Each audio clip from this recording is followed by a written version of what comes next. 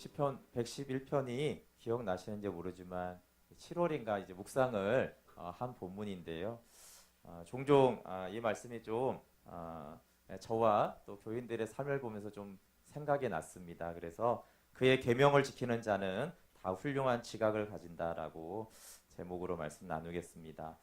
우리가 예수님을 아는 것과 실생활이 이제 상관이 있는가에 대해서 대부분은 예수님을 아는 것과 실생활은 별로 상관이 없다라고 많이 생각을 하는 것 같아요. 그래서 특별히 좀 우리 다음 세대들은 캠프도 하고 수련을 했는데 하나님이냐 세상이냐 이 둘 중에 하나를 좀 선택해야 된다라는 생각을 많이 합니다. 왜 그러냐면 하나님을 아는 거는 아는 거고 사회생활은 내 사회생활이 완전히 별개다라고 생각을 하는 것이죠. 그래서 이렇게 하나님을 아는 거는 뭐 어떤 영적 세계가 있는 것 같은데 그런 걸 좀 경험한다거나 아니면 이제 죽어서 천국 간다거나 아니면 어떤 종교적인 위안을 받는 거지. 물론 종교적인 위안을 받으면 좀 좋긴 하지만 과연 내가 공부를 하는 것이라 내가 직장을 가는 것이라 내가 이 사회생활을 하는 것하고는 관계가 없지 않은가. 그러니까 차라리 그냥 부모님만 아니면 내가 이 예배 시간 대신에 차라리 공부를 하는 것이 더 실력이 있을 거고 그럼 내가 탁월한 사회인이 되지 않을까. 그래서 하나님을 아는 것과 이 세상 사회생활을 하는 것이 다른 것인데 이걸 그냥 어떤 거를 선택해야 된다라고 생각을 하지 이게 연결이 된다라는 생각을 대부분 하지 못합니다. 그리고 사실 그거는 우리 장년 어른들도 청년들도 대부분 그렇습니다. 그리고 예수님을 아는 것이 우리 실생활과 상관이 있는가? 여러분 상관이 있고 반드시 있어야만 합니다. 왜냐하면 우리가 예수님이 이 땅에 오셔서 우리가 구원받고 예수님이 다시 오실 때까지 이 사이의 생활에서 그리스도인이 해야 될 두 가지가 있는데 하나는 하나님을 아는 거예요. 영생의 사귐을 가지는 거고 또 하나는 지상명령을 행하는 것이에요. 우리의 삶의 자리에서 복음을 증거하는 것이에요. 근데 영생의 사귐은 하나님을 알면 되는데 그러면 하나님은 아는데 도대체 사회생활은 도태가 되어지고 항상 직장에 가면 찐따를 맞고 무능하고 사고 뭉치가 돼가지고 나 복음을 전하겠습니다. 그 복음이 전해지겠습니까? 물론 성적순으로 연봉순으로 복음을 전하는 건 아니죠, 그렇죠? 그러나 그럼에도 불구하고 전혀 무지하고 정말 사고만 일으키고 무책임하고 그렇게 사고만 내고 상처만 주면서 나는 복음을 전하기 위해서 이 직장을 다닙니다. 그렇게 말할 수는 없잖아요, 그렇죠? 그리고 복음을 전하는 것이 해외에도 전해야 되지만 내 삶의 자리에서 전해야 되는데 이게 실생활과 신앙생활의 전혀 별개의 문제라면 어떻게 복음을 전하겠어요? 그래서 우리가 이 땅에 이 세상에 소금과 빛이 되고 이 땅에 복음을 전하기 위해서는 그 복음이 우리의 실생활과 연결이 되어야 하고 그래야지만 그 사람들이 저 사람이 예수 믿는 사람들이고 저기에서 소금과 빛을 보는 것이죠. 우리가 만약에 사고뭉치에 이기심에 욕심만 차리면서 입술로만 예수 믿으시오라고 한다라면 그것은 더 가정하게 복음의 방해만 되지 않겠습니까? 그래서 하나님은 지상명령을 수행하기 위해서 신앙생활이 반드시 실생활과 연결이 되게 하시는 분이세요. 그러면 이 실생활과 신앙생활과 실생활 사이의 연결이 어떤 거냐면 바로 지혜라는 것입니다. 하나님이 지혜를 주시죠. 그래서 그 지혜를 통해서 하나님을 아는 영적인 생활이 이 실생활에 어떻게 이 영적인 것이 개입이 되고 도움이 되고 실제화가 돼서 그 지혜를 통해서 소금과 빛이 되는 삶을 살도록 하십니다. 그래서 오늘 111편 9절과 10절에 보면 하나님이 주시는 큰 두 가지 은혜가 나옵니다. 우리 먼저 9절을 보면은 영생을 얻고 누리는 은혜를 주세요. 우리 9절 한번 읽어볼게요. 시작. 여호와께서 그의 백성을 속량하시며 그의 언약을 영원히 세우셨으니 그의 이름이 거룩하고 지존하시도다. 네, 가장 큰 것 속량, 죄사함이죠. 그리고 언약을 영원히 세우세요. 하나님과 사랑하는 연합의 관계, 하나님의 자녀로 거듭나서 예수님과 연합되는 이 속량과 언약이 하나님이 주시는 영적인 가장 중요한 축복이죠. 그런데 여기 9절에서 끝 이렇게 되지 않았고 10절의 말씀이 있다라는 거예요. 이렇게 죄사함을 받고 언약을 세운 사람에게 하나님이 어떻게 하시는가가 10절에 나옵니다. 같이 읽어볼게요. 시작. 여호와를 경외함이 지혜의 근본이라 그의 계명을 지키는 자는 다 훌륭한 지각을 가진 자이니 여호와를 찬양함이 영원히 계속되리로다. 네, 그러면서 속량과 언약을 한 사람이 왜냐면 언약 관계에 들어간 사람을 다른 말로 여호와를 경외하는 자라고 말할 수 있어요. 그렇죠? 또 여호와를 경외하는 자와 똑같은 말이 여기 그의 계명을 지키는 자예요. 다 똑같은 말이죠. 근데 이제 그런 사람에게는 다 훌륭한 지각을 가진 자다라고 말하고 있어요. 그 훌륭한 지각을 가진 자는 이제 영원히 하나님을 찬양합니다.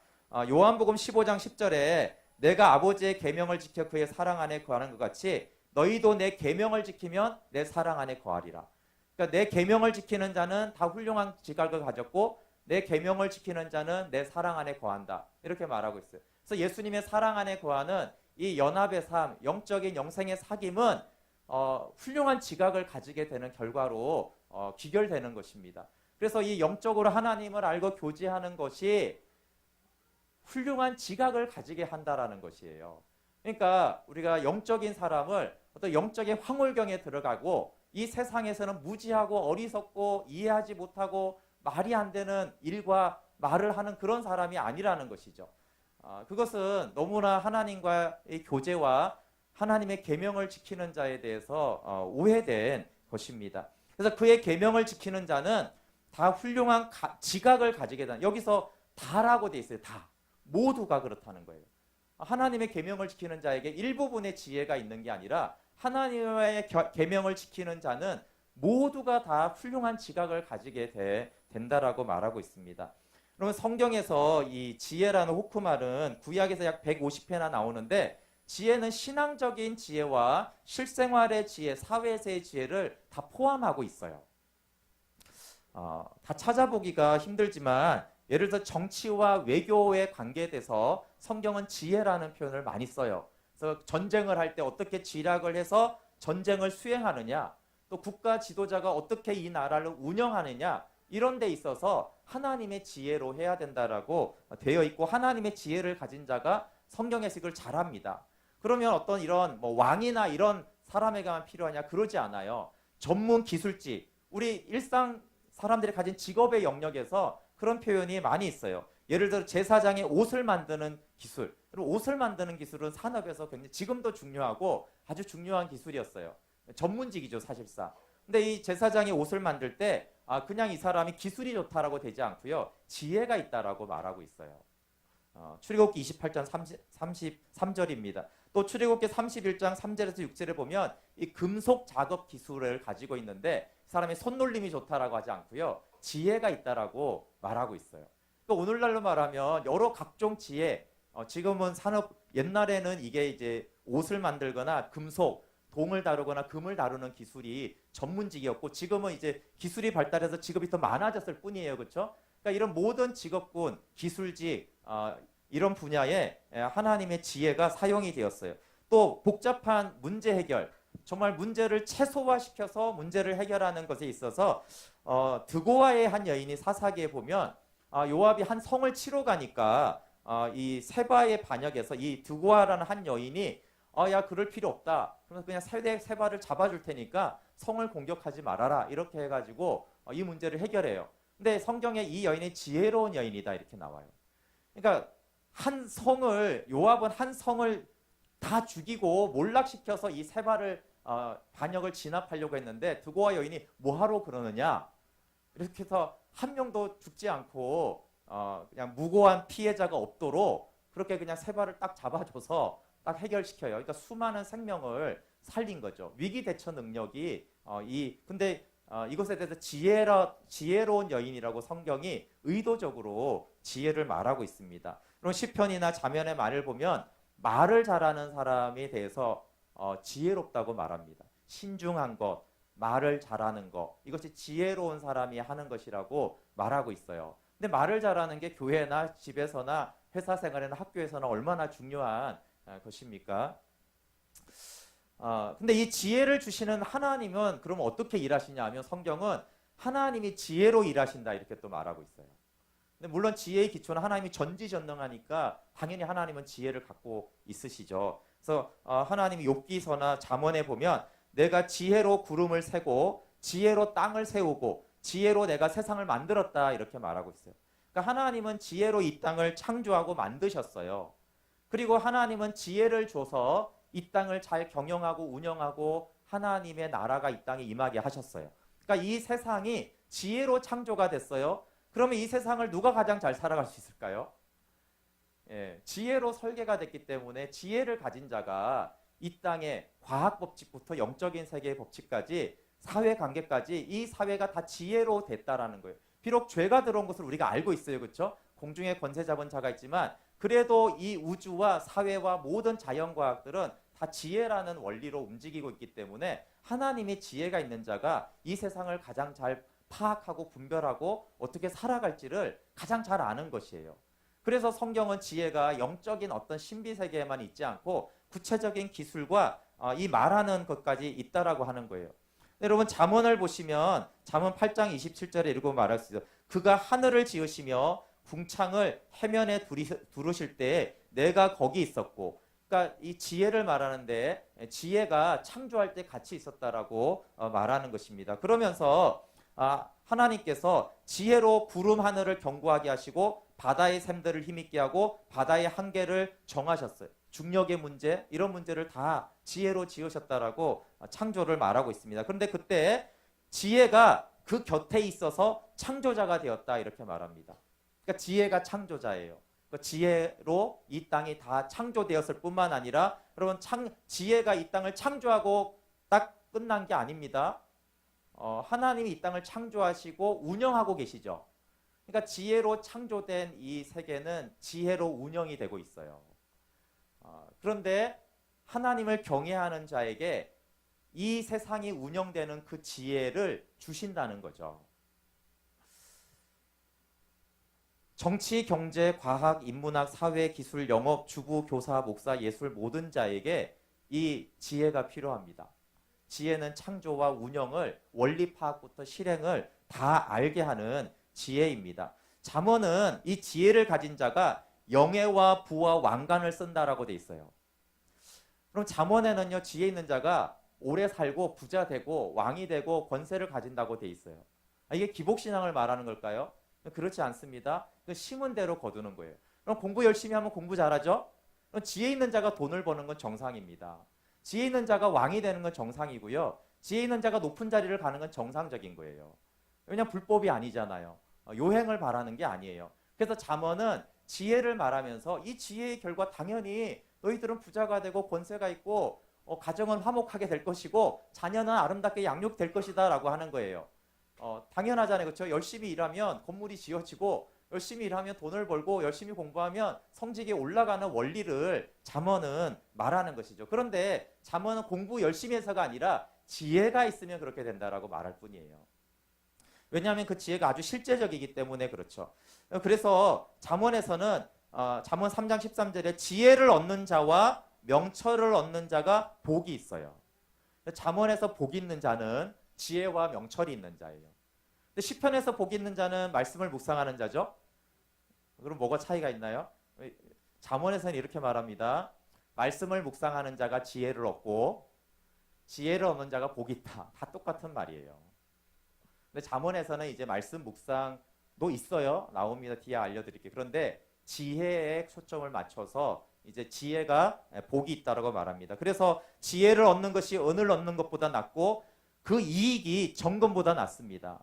그러면 금을 얻는 게 이익이 있잖아요. 근데 지혜를 얻는 게 금보다 더 많은 이익을 낸다는 거예요. 지혜는 진주보다 귀하니 내가 사모하는 모든 것보다 이에 비교할 수가 없어요. 그의 오른손에는 장수가 있고 왼손에는 부귀가 있고 그 길은 즐거운 길이요 그의 지름길은 다 평강이다. 지혜는 그 얻는 자에게 생명나무라 지혜를 가진 자는 다 복되도다. 그럼 장수와 부귀만 있는 게 아니라 지혜를 얻으면 즐거운 길을 간대요. 인생이 즐겁다는 거예요. 그리고 그 지름길은 평강이다라고 해요. 그 지혜는 평강도 줘요. 그래서 복되다는 거예요. 부귀와 영화, 장수만 있는 게 아니라 인생을 즐겁게 살면서 평안하게 살아가게 하는 것이 지혜와 명철이 주니까 그 지혜와 명철이 있는 자는 복되지 않느냐라고 하는 것이죠. 그러면서 지혜는 그 얻는 자에게 생명나무예요. 그래서 지혜를 가진 자는 다 복되죠. 그래서 지혜는 영적으로도 선순환을 하는데 그럼 하나님을 경외하면 지혜가 오고 지혜 있는 자는 하나님을 경외하게 돼 있어요.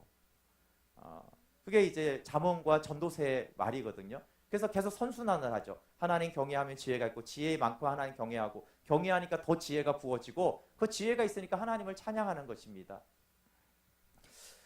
그래서 이 훌륭한 지각을 가진 것이 하나님이 기뻐하는 삶이에요. 잠언 3장 6절에 너는 범사의 그를 인정하라. 그리하면 내 길을 지도하시리라. 이런 말씀이 있어요. 그럼 범사의 하나님을 인정할 때 하나님 우리의 삶의 길을 인도하세요. 근데 인도함을 받는 삶에 대해서 우리가 좀 오해하는 부분이 있는데 어떤 걸 하나님이 우리 삶을 인도하시냐라고 했을 때요. 대부분의 크리스찬들은 초자연적인 하나님의 돌보심을 하나님의 인도로 많이 생각해요. 물론 초자연적인 돌보심이 하나님이 일하심이 맞습니다. 그렇죠? 뭐 질병 치유 이런 것만이 아니라 어떻게 이런 일이 있었지? 어떻게 내가 이 직장에 취업하게 됐을까? 어떻게 내가 이 대학에 갔지? 정상적이지 않은데 정말 놀랍다. 근데 그런 것만을 하나님의 인도함이라고 생각하는데요. 사실 하나님이 훨씬 더 많은 인도함은 훌륭한 지각을 줘서 인도하는 거예요. 시편 111편의 10절에 아까 말했지만 그의 계명을 지키는 자는 다 훌륭한 지각을 가진 자잖아요. 여러분 크리스찬이 경험해야 되는 것은 중에 두 가지 다 경험해야 되는 게 맞아요. 근데 초자연적인 하나님의 어떤 기적을 통한 인도함보다는 훌륭한 지각을 가져서 하나님의 인도함을 받는 것이 더 중요합니다. 네, 우리 좀 교인들 얘기를 하면 우리 한창일 집사님이 초자연적인 아주 완전 기적은 아니지만 그런 고백이 사업에서 있었고 그게 많은 격려가 된다라고 해요.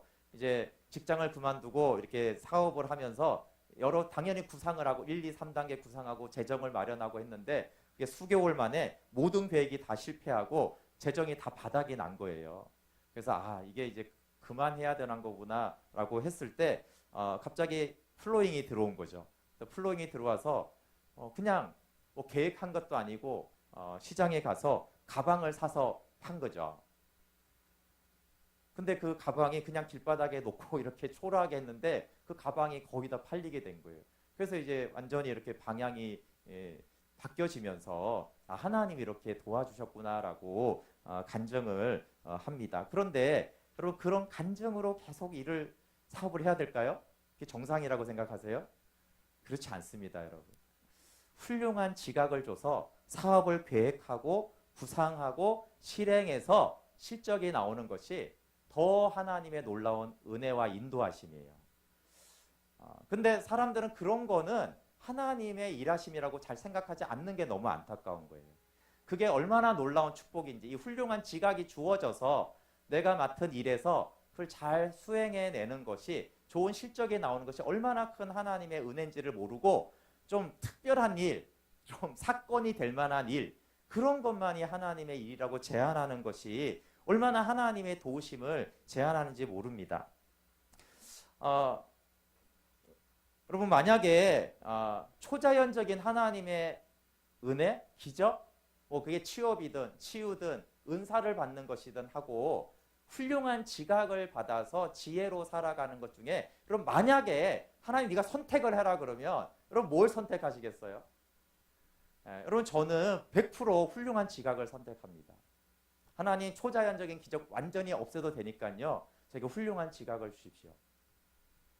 어떤 것이 정말 놀라운 은혜인지를 우리가 너무 오해하고 있어요. 여러분 잘 관찰을 해보세요. 초자연적인 경험을 실제입니다. 가짜가 아니고요. 실제로 초자연적인 경험이 있고 은사 체험이 있고 어떤 재정이나 어떤 이런 거에 놀라운 체험을 한 그런 크리스찬인데 훌륭한 지각이 없어요. 사실 좀 한심해요. 생각하고 판단하는 게. 그런 사람들 대부분 어떻게 되죠?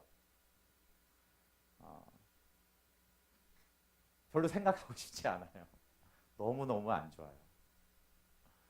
물론 하나님은 대부분의 하나님 이 두 가지를 다 가진 자들이죠. 제가 극단적으로 선택을 해야 된다라면 하나님을 경외함으로부터 오는 지혜가 훨씬 더 놀라운 하나님의 은혜와 축복이에요. 그리고 그것이 훨씬 더 그리스도를 드러내고 하나님의 영생의 확인과 복음을 증거하는 사람이 됩니다. 초자연적인 경험은 계속 하는데 계속 무지하고 어리석은 사람들은요, 이 땅에 복음을 전하지 못해요. 당연히 본인도 삶도 별로 행복하지 않습니다. 그런 사람들은. 다만 옛날에 기적을 자꾸 얘기할 뿐이지 그 사람이 소금과 빛이 되는 것은 거의 불가능합니다. 그래서 훌륭한 지각은 여기 세켈이라는 이 단어는 이해력, 사리분별, 통찰력 이런 뜻이에요. 그럼 이해력이 모든 장소와 모든 일에 얼마나 중요합니까? 지금 여러분 설교를 듣고 있잖아요. 그렇죠? 설교를 이해하는 능력이 너무 중요합니다. 설교를 들으면 다 똑같이 이해합니까? 그렇지 않아요. 이해력이 중요하잖아요. 이해력. 이해력에 있어서 영적인 이해력만 필요할까요? 국어 실력이 필요합니다. 사실은. 그렇잖아요. 성경 아까 읽으셨잖아요. 논리력이 필요하고 합리력이 필요하고 무슨 말을 하는지 핵심이 뭔지를 이해하는 능력이 필요해요. 그런데 하나님이 지혜를 주는 거는 이 이해력이 증가된다는 거예요. 여러분 직장에서 가정에서 친구하고 말할 때 이해하는 능력이 얼마나 필요합니까? 업무를 지시했는데 업무 지시를 알아들어야 할 거 아니에요. 이해를 해야 될 거 아니에요. 근데 상사가 뭔 일을 하라고 했는지 이해 못하는 사람들이 많습니다. 그러니까 이해력이 너무 중요한 것이죠.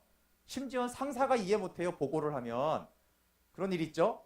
예, 이해 못해요. 그러면 이제 밑에서 일한 사람이 너무 한심하죠. 자녀가 부모한테 말할 때 부모가 이해를 하는가? 부모가 자녀한테 말할 때 자녀는 이해를 하는가? 이해력이 모든 영역에서 중요한데 그것이 훌륭한 지각이라는 거예요. 두 번째 이 훌륭한 지각은 통찰력을 두 번째 통찰력. 그러면 통찰력은 예리한 관찰력으로 사물을 환히 꿰뚫어 보는 어떤 능력이거든요. 근데 이해력과 통찰력이 만날 때 그 이해력이 빛을 발합니다. 이해력이 통찰을 만나면 아주 빛을 발하죠. 여러분 아는 건 많은데 사용이 안 되는 사람들이 있어요. 통찰력이 없는 사람이죠. 이해는 많이 했는데 사용이 안 돼요. 아는 건 적은데 사용이 잘 되는 사람이 통찰력이 있는 사람이에요. 근데 가장 좋은 건 이해력과 통찰력이 만나면 가장 탁월하게 되어집니다. 여러분 말씀을 묵상할 때 이해력과 통찰력이 필요합니다. 말씀을 이해해야 될 거 아니에요, 그렇죠? 근데 이해한 다음에 거기서 하나님이 성령이 주시는 통찰을 다 깨달아야 돼요.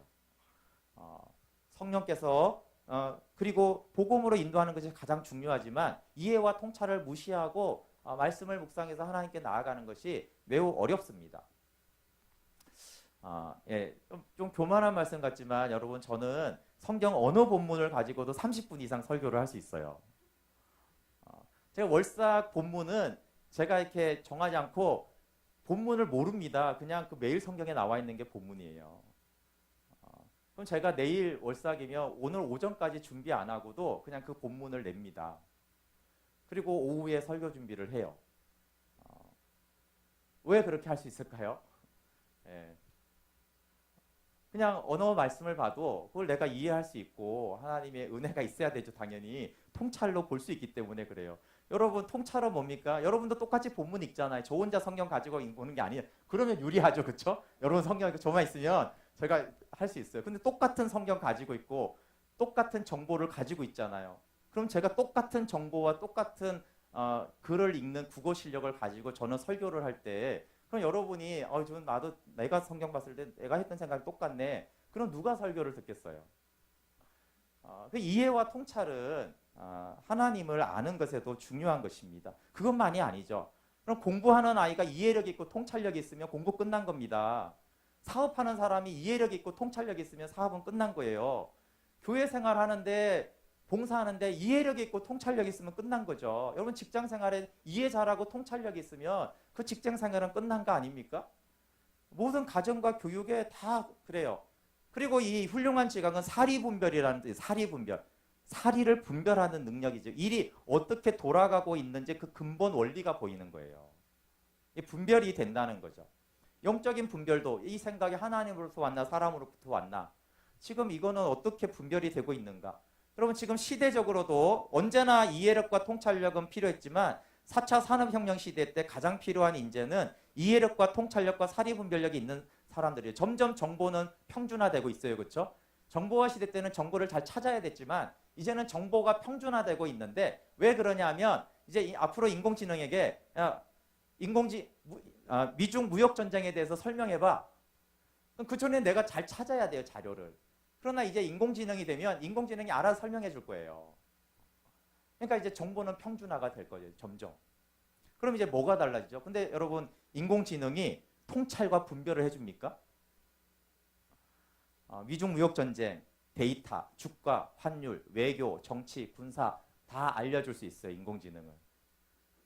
근데 여기서 통찰을 어떻게 주죠? 그렇기 때문에 그 동일한 정보를 가지고 누가 분별력을 가지고 통찰 있게 보는가가 승부수인 거예요. 결국은. 그렇기 때문에 하나님이 주시는 이 지혜는 막연하지 않아요. 여러분. 이 시대에 너무너무나 실질적이고 필요한 것이죠. 여러분 이해력이 좋고 사리분별이 있고 통찰력이 있으면 아니 그런 회사원이나 학생이나 교회 봉사자가 최고가 아닙니까? 근데 그 사람이 어떤 사람이 이렇게 되냐면 하나님을 경외하는 사람, 구체적으로 그의 계명을 지키는 자는 전부 다 100% 훌륭한 지각을 가진다는 거예요. 그래서 잠언은 이 지혜에 대해서 뭐라고 하냐면요. 모든 것을 투자해서 이 지혜를 얻으라고 그래요. 지혜를.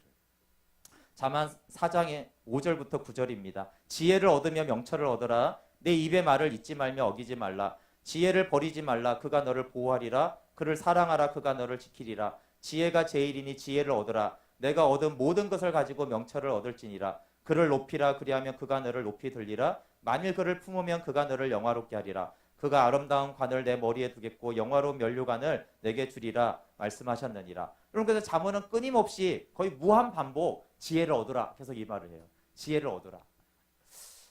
지혜가 어떤 걸 주냐면 너를 보호할 것이다. 너를 지켜줄 것이다. 너를 높여줄 것이다. 너를 영화롭게 할 것이다. 그러니까 지혜를 얻어라 이렇게 말해요. 근데 지혜가 가만히 있으면 온다라고 하지 않아요.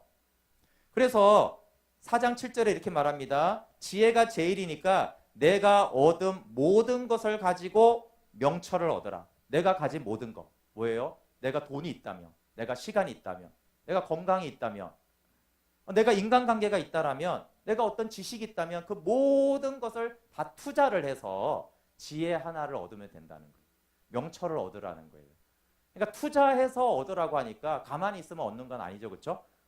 뭐 돈을 투자해서 돈을 버는 것이지 가만히 있어서 버는 건 아니잖아요. 마찬가지로 네가 가진 자원을 다 사용해서 지혜를 얻으라는 거예요. 근데 안타까운 현실은요. 믿는 자들조차도 모든 것을 투자해서 지혜를 얻지 않습니다. 그래서 늘 삶이 힘들죠. 이 말씀에서 오는 지혜, 하나님으로부터 오는 지혜와 일상을 완전히 분리하기 때문에 그래요. 돈 버는 거나 공부하거나 관계하는 것과 하나님의 말씀을 아는 것은 따로라고 생각을 해요. 근데 잠언이 말하는 건 뭐냐면요. 너희가 가진 모든 것을 가지고 하나님의 말씀 앞에 나아가 순종하라는 거예요. 그래서 지혜를 얻으라고 하는 거예요. 여러분 하나님으로부터 오는 지혜를 얻지 않고 공부하고 연구하고 사회 경험으로만 지혜를 얻으려고 그래요. 공부해서 지혜 얻어야지.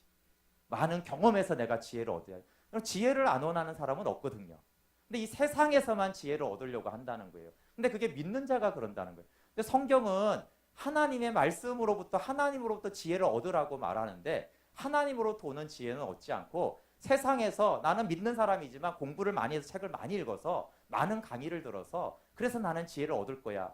그러니까 세상 사람들하고 똑같이 지혜를 얻으니까 그 사람들은 셀모임도 안 하고 예배도 안 드리니까 그 시간에 공부하고 있으니까 내가 차라리 이 시간에 내가 공부를 해서 성적을 올리는 게 좋지 않을까? 그렇게 생각을 하죠, 당연히. 근데 성경은 그게 너무 무지하다는 거예요. 아니 너는 하나님을 믿는 자고 그러면 하나님으로부터 오는 지혜를 얻는 길이 있는데 왜 그 지혜는 구하지도 않고 얻지도 않고 투자도 하지 않으면서 왜 인생이 힘들다, 내가 사회에 나가면 도태된다, 내가 예배드리는 시간 때문에 성적이 안 오른다 그렇게 말하냐는 거예요.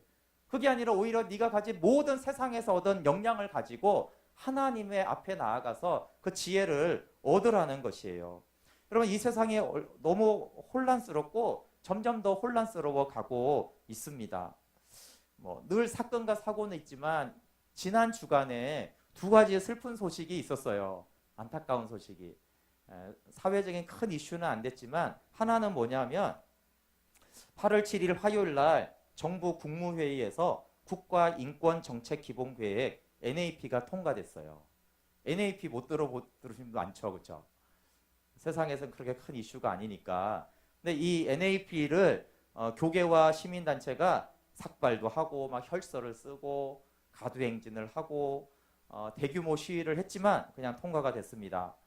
우리는 이미 알고 있어요. 이 학생 인권 조례가 이미 제정이 곳곳에서 되었고 퀴어 축제, 동성애 축제가 이제 매년 시행이 되고 있고 차별금지법이 계속 국회에 올라가는 것을 알고 있었습니다. 근데 이런 것들이 주로 국가인권위의 중심으로 이루어졌었어요. 국가인권위원회는 입법, 행정, 사법부에 속하지 않은 독립된 기구예요.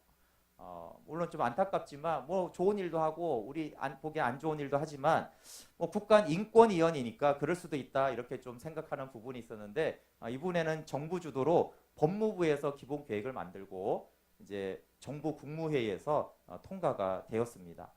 물론 뭐 좋은 내용도 있지만 우리가 말하는 건 안 좋은 내용이 그 안에 들어있기 때문인데 그 중에 대표적인 것이 양성평등을 사회적 성으로 바꾸는 거예요. 젠더로 바꾸는 거죠. 양성평등 우리 생물학적인 남자 여자를 말하는 것이고 사회적 성은 수십 가지가 됩니다. 뭐 미국 뉴욕 같은 30가지가 있고 어떤 데는 50가지라고 하고 그러니까 동성애, 양성애 있는 것만이 아니라 다자성애 등 수많은 성에 대한 가치관이 있거든요. 그거를 이제 인정하는 방향으로 가는 것이죠. 물론 이것이 동성애와 동성결혼 합법은 아니지만 당연히 그거와 연결이 되어 있어요. 젠더 성을 인정하면 그런 사회로 가는 길은 빠르게 되어 있습니다. 그리고 차별금지법은 아닌데 유사차별금지법 제정에 대한 말이 있어요. 이런 문구가 있습니다. 다양한 차별금지를 포괄적으로 규율하는 기본법 제정을 추진한다 이렇게 돼 있어요. 여러분 차별금지는 좋은 거죠. 근데 문제는 앞에 무슨 차별을 하느냐가 이제 중요한 것인데 우리가 알듯이 차별금지법이 통과되면서 동성결혼 사진 촬영을 거부했다가 벌금을 받든가 케이크는 이제 결과적으로 대법원에서는 무산이 됐지만 케이크 만들어주지 않아서 동성결혼을 하는 그런 글귀를 써주기 싫다는 거죠. 믿는 자니까 엄청난 벌금이 있었고 젠더는 이런 것입니다. 차별금지법이랑 같이 되면은 내가 남자잖아요. 근데 나는 나를 여자라고 생각해요. 뭐 그거는 당연히 문제가 안 되잖아요. 그러면 제가 김경원 집사님한테 나를 그라고 부르면 안 되고 허라고 불러라고 그녀라고 불러라고 하잖아요. 근데 뭔 소리야 남자잖아 그야 이렇게 말하면요 벌을 받아요. 그러니까 자기가 생각하는 정체성의 성으로 상대방도 불러줘야 돼요. 뭐 이런 등등의 것들이 있습니다. 뭐 인권 경영, 뭐 노동 인권, 군 인권 등 많은 내용이 있는데 제가 여기에서 가장 큰 문제는 인권 교육입니다. 정부가 의도적으로 이제 왜곡된 인권을 학교에서 교육한다는 거예요. 지금 시대를 보면 시대를 가만히 놔둬도 아마 학생 인권 조례나 동성 합헌이나 차별 금지가 될 가능성이 굉장히 높죠. 지금 사회 흐름만 봐도 그렇습니다. 그런데 정부가 이제 의도적으로 계속 교육을 시행하겠다는 거예요. 공무원들을 대상으로 성소수자의 인권, 종교 편향 방지 이런 교육을 진행할 것이고 또 전 국민을 상대로 교육하는 것은 문화 컨텐츠를 만들겠다는 거예요. 드라마나 웹이나 이런 걸 통해서 이런 인권에 대한 교육을 하겠다는 거예요. 강제 교육은 아니지만 그럼 매스컴이 거의 다 지배를 하잖아요. 사람들의 가치관들을. 거기에 돈을 쓰겠다는 거예요. 정부 돈을 써서 그렇게 하겠다는 것이고 가장 문제는 학교의 인권 교육에 여기 이 모임에 교육부가 참여되었습니다. 그러니까 교육부도 같이 승인을 한 것이죠. 그래서 어릴 때부터 이 잘못된 인권을 교육하는 것입니다. 근데 이것은 문제죠. 여러분 커서 자기가 선택할 수 있어야 되는데 어려서부터 이런 교육이 들어가면 선택이 점점 없어지잖아요. 그럼 학교에서 그렇게 가르치지 매스컴에서 그렇게 말하지 그러면 애들이 어떤 것을 인권으로 이제 이해를 하겠습니까?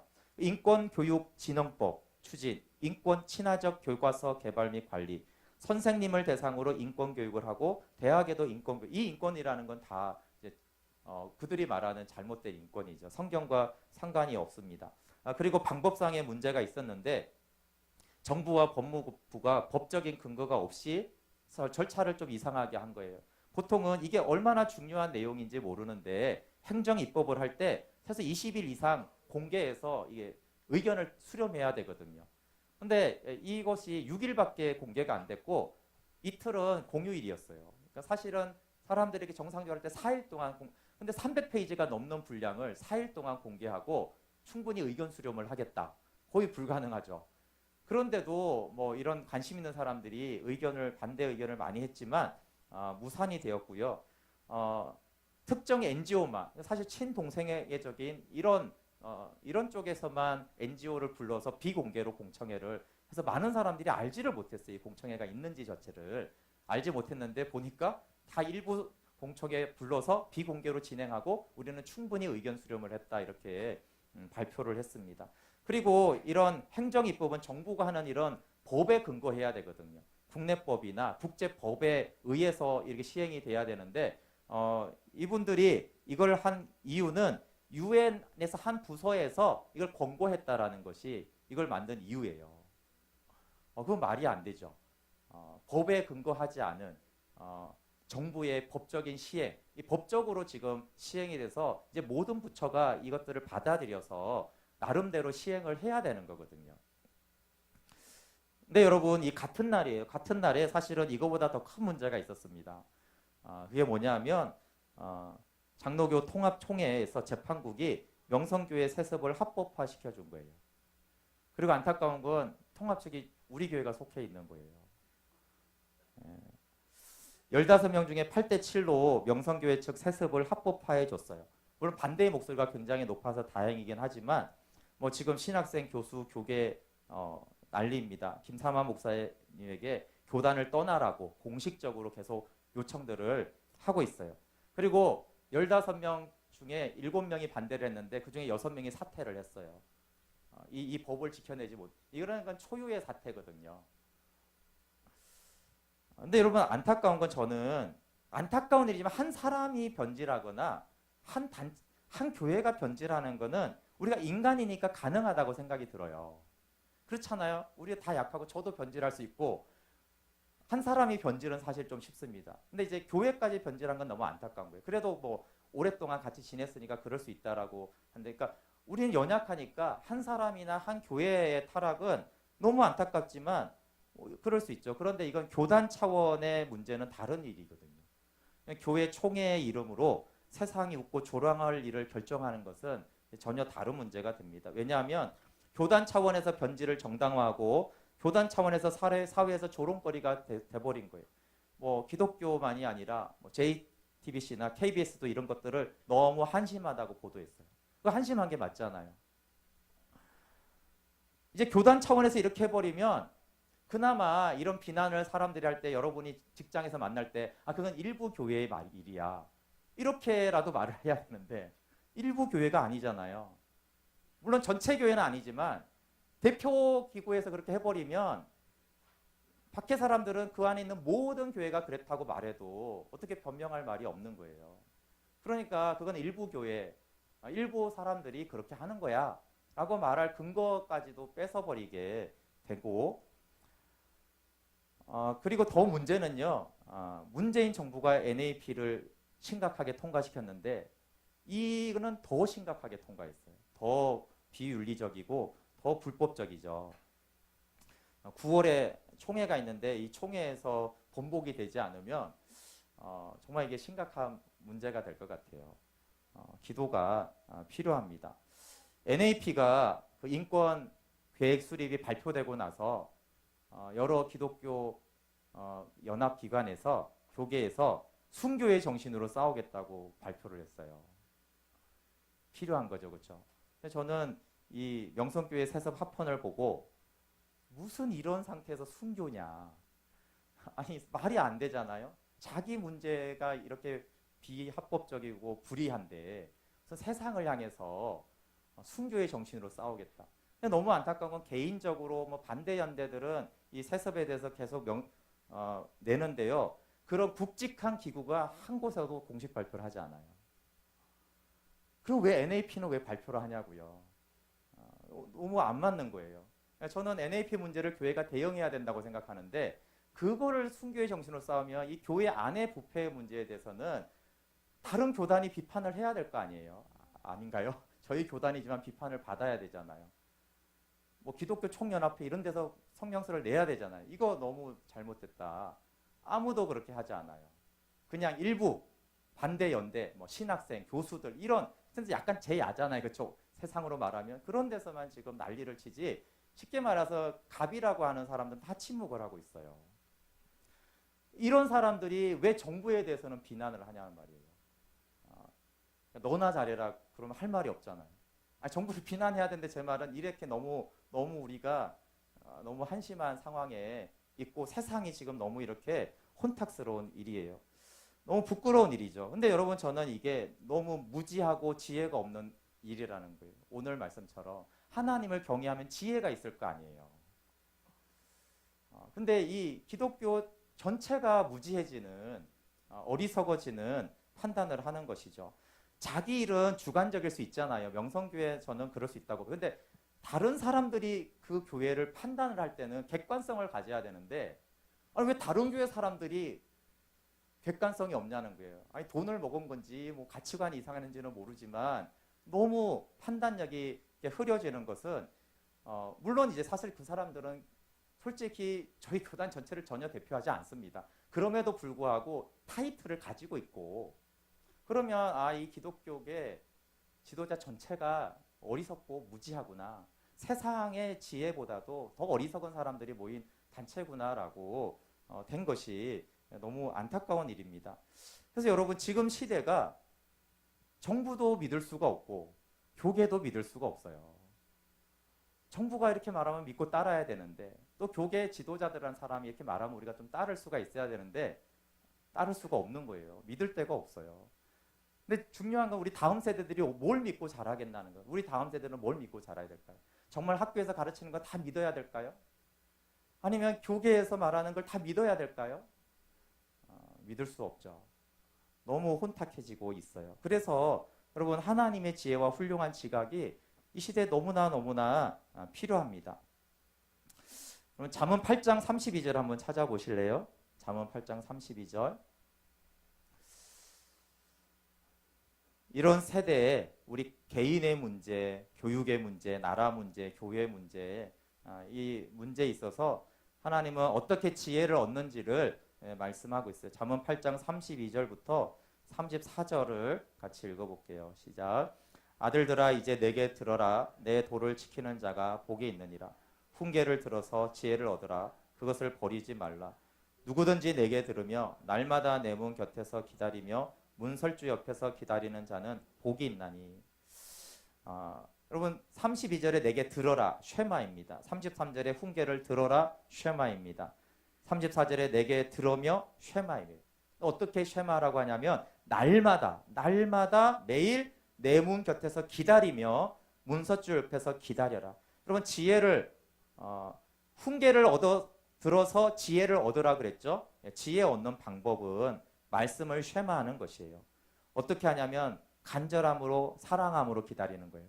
전화가 없던 시절에는 사랑하는 여인을 만나기 위해서 문 앞에 기다려야 되던 시절들도 있었어요. 그걸 말하는 거예요. 문 앞에서 언제 나오나 기다리는 거예요. 나를 찾아오면이 아니라 언제 나올지 모르지만 문 밖에서 언제 내 사랑하는 그 사람이 나오나 그 기다리는 마음으로 말씀을 기다리고 쉐마해라. 그래서 너는 지혜를 얻으라 이렇게 말하고 있습니다. 그리고 훌륭한 지각은 하나님을 경외하는 모든 자에게 주어집니다. 근데 이 영역에 대해서 우리가 너무 믿음이 없어요. 훌륭한 지각에 대한 지혜를 주시는 하나님에 대한 믿음이 없습니다. 네. 제가 이런 얘기를 좀 했을 때 제 딸 야다가 김연욱 집사님이 잠깐 영어를 가르칠 때가 있었는데 그게 좀 이해가 된대요. 왜 그러냐면 영어를 가르칠 때 시작할 때 한 절을 영어로 외우고 이렇게 했는데 성경 말씀을 외우고 하면 공부가 잘 된대요. 그래서 그때 내가 말씀이 이렇게 좀 이렇게 생각을 지혜를 주는 거를 자기가 조금 이해했다고 그러고요. 제가 이제 전에 교회에서 이형석 청년이 있는데 이 청년을 제가 보면서 너무 감사한 것 중에 하나가 뭐냐면 이 형석이가 하나님과의 관계가 잘하면 감정이나 관계나 분별력만 좋아지는 게 아니고요. 공부를 잘하고 논문을 잘 쓰더라고요. 하나님과의 관계가 잘 되면 교수님들한테 칭찬을 많이 받는 거예요. 지금은 이제 박사 과정을 하는데 실제로 이 공부하는데 왜냐하면 이해력과 통찰을 줘서 그래요. 물론 자기가 공부해야죠, 그렇죠? 근데 하나님과의 관계가 안 될 때와 될 때가 이 이해력과 통찰력이 달라지니까 교수님도 그게 너무 좋다고 이러면서 잘한다고 그러는 거예요. 사실 자기가 더 안 했는데도 불구하고 그래서 그런 고백을 여러 차례 이렇게 하는 것을 제가 들으면서 제가 너무 너가 바람직하다. 왜냐하면 하나님을 경외하고 하나님과의 관계를 하면 원래 지혜를 준다라고 통찰력을 준다라고 했는데 그거를 이제 경험하고 누리는 크리스찬들이 많지 않은데 그러니까 하나님과의 관계가 구체적으로 이해력과 통찰력에 어떻게 공부에 이렇게 되는지에 대해서 너무 구체적으로 실감하고 있어서 감사하고 많은 사람들이 더 그러면 좋겠다고 했습니다. 여러분 하나님이 우리가 솔로몬에게 지혜를 준 걸 잘 알고 있어요, 그렇죠? 열왕기상 4장 29절에 하나님이 솔로몬에게 지혜와 총명을 심히 많이 주사 또 넓은 마음을 주시되 바닷가에 모래같이 했다. 그래서 하나님이 솔로몬에게요 지혜와 총명과 넓은 마음을 줬어요. 얼마나 지혜롭고 총명이 있었냐면 수많은 사람들이 막 찾아왔죠. 왕들이 시바 여왕도 막 해외에서 막 솔로몬의 지혜를 보려고 찾아왔잖아요. 그러면 질문은 근데 그러면 솔로몬에게 주어진 이 지혜와 총명은 솔로몬 단 한 사람에게만 있었던 특이한 사건이냐 아니면 하나님을 경외하는 자에게 주는 보편적인 것이냐 선물이냐라는 질문을 할 수 있어요. 그런데 많은 분들이 솔로몬이 받은 지혜와 총명을 솔로몬에만 제한된 어떤 사건이라고 생각해요. 그러지 않나요? 엘리사가 죽은 아이를 살렸잖아요. 엘리사한테 거지 뭐. 이거 똑같아. 그건 솔로몬의 얘기지 우리 얘기는 아니야. 이렇게 생각을 해요. 근데 여러분 그 솔로몬이 뭘 썼죠? 그 솔로몬이 잠언과 전도서를 썼어요. 그리고 그 솔로몬이 잠언에서 하는 말이 뭔지 아세요? 뭐가 지혜고 어떻게 지혜를 얻는지를 말하는 거예요. 뭔 말이냐면요. 내가 받은 지혜가 모든 하나님을 경외하는 자에게 주어지는 보편적인 선물이라는 거예요. 근데 사람들이 잘 모르니까 자기가 경험하고 나니까 그럼 나처럼 지혜를 어떻게 얻는지를 알려줄게요 하고 잠언을 쓴 거예요. 그래서 내가 받은 이 지혜는 이렇게 하는 사람들에게 다 주어지는 지혜니까 이렇게 지혜를 얻으라고 잠언을 쓴 거예요. 안 그러면 잠언은 뻥이죠. 솔로몬이 이건 나만의 지혜야. 너희들은 안 돼. 이건 유의 일지 역사는 나만 있지. 여러분 해당 사항이 안 되니까 감히 그런 생각하지 마세요. 이렇게 썼어야 되는데 잠언을 보세요. 솔로몬이 무슨 얘기를 하는지. 왜 이 지혜는 모든 믿는 자에게 주는 지혜인데 왜 그걸 모르십니까? 그래서 지혜는 이런 것이고 지혜는 이런 효과를 내고 지혜를 어떻게 얻냐 하면 이렇게 쭉 쓴 거예요. 그것이 이제 솔로몬이 하고 싶었던 이야기입니다. 그럼 그리고 또 한 가지 하나님을 경외하는 자가 지혜가 있다라는 건 솔로몬과 잠언만이 아니라 또 한 가지 아주 강력한 증거가 있습니다. 여러분 하나님을 경외한 사람들 중에 성경 인물을 대략 한번 생각해 보세요. 그런 사람 중에 이 땅에서 어벙벙하게 산 사람 혹시 있나요? 허리멍텅하게 살아간 사람 있나요? 하나님을 경외한 사람 중에? 물론 믿음의 선택을 해서 뭐 그게 세상적으로 그런 거 말고요. 우리가 여러분 대표적으로 급하고 실수 많은 사람으로 베드로를 많이 얘기해요. 그렇죠? 베드로가 성급하게 말하고 이런 경향이 있잖아요. 그렇죠? 근데 베드로가 성령 안에 새롭게 되고 나서 하나님과 영생의 교제를 누리면서 베드로가 어벙벙했나요? 멍청했나요? 어리석었나요? 굉장히 지혜롭죠. 굉장히 명석한 사람이 됐습니다. 정말 온 기독교계의 지도자라고 해도 손색이 없을 만큼의 품위와 지혜와 통찰력을 가지고 있었어요. 다 그렇습니다. 다. 성경에 하나님을 경외한 사람들 다 보세요. 하나님과 교제하고 막 기적도 일어나고 하지만 그 사람들은 보편적으로 기독교계에 존경할 만한 인물이었어요. 기독교계에 존경한다는 것은요, 기적 체험에서 되지 않아요. 사람의 인품과 이해력과 통찰력과 말의 지혜가 그래야지 어떤 기독교계의 지도자가 되지 않겠어요? 그래서 그런 사람들은 기본적으로 지혜와 명철이 있는 사람들이에요. 그래서 성경에 하나님을 경외해서 하나님이 인정한 경외자들은 모두가 다 지혜와 훌륭한 지각을 갖고 있었어요. 그리고 그걸 뒷받침하는 것이 잠언이에요. 솔로몬이 그렇게 그걸 설명해 주는 것이고 어쨌든 지혜의 대가니까 그렇게 한 것입니다. 예, 말씀 마무리하겠습니다. 여러분, 하나님을 믿는 자는 영생을 얻는 것이 가장 큰 축복이에요. 근데 그 영생 얻는 자가 이 세상을 살아가면서 하나님이 꼭 가지라고 한 것이 지혜예요, 지혜. 그리고 하나님이 주시는 거예요. 그럼 고린도전서 1장 30절에 이렇게 됐어요. 예수 그리스도는 우리의 의와 거룩과 구원만 됩니까? 네. 한번 찾아보고 마칠게요. 고린도전서 1장 30절. 네, 신약에도 이게 있다라는 것을 아는 것이 좀 확인을 하면 좋을 것 같아요. 고린도전서 1장 30절 같이 읽어볼게요. 시작. 너희는 하나님으로부터 나서 그리스도 예수 안에 있고 예수는 하나님으로부터 나와서 우리에게 지혜와 의로움과 거룩함과 구원함이 되었으니 예수님은 우리의 지혜가 되세요. 우리가 예수님이 나의 의가 되시지 이런 거 아멘 하는데 예수님 우리의 구원이시지 근데 예수님이 우리의 지혜가 되신다라고 하는 거예요. 그 원리가 오늘 제가 말한 거예요. 왜 의와 거룩으로 예수님을 만난 사람들이 지혜가 있어지는지. 그럼 이 세상이 너무 혼탁한데 한 사람의 개인이나 우리가 이 나라의 이 교회의 미래를 생각할 때 이 지혜와 훌륭한 지각이 얼마나 필요한지 모릅니다. 우리 학생들도 하나님이 지혜 주셔서 내가 공부가 돼요. 내가 지혜 주셔서 사업이 돼요. 지혜를 줘서 내가 이 직장 생활을 내가 이 일을 해요. 지혜를 주셔서 내가 이 교회 봉사를 해요. 그렇게 할 수 있는 은혜가 있으면 좋겠습니다. 네, 같이 찬양하겠습니다.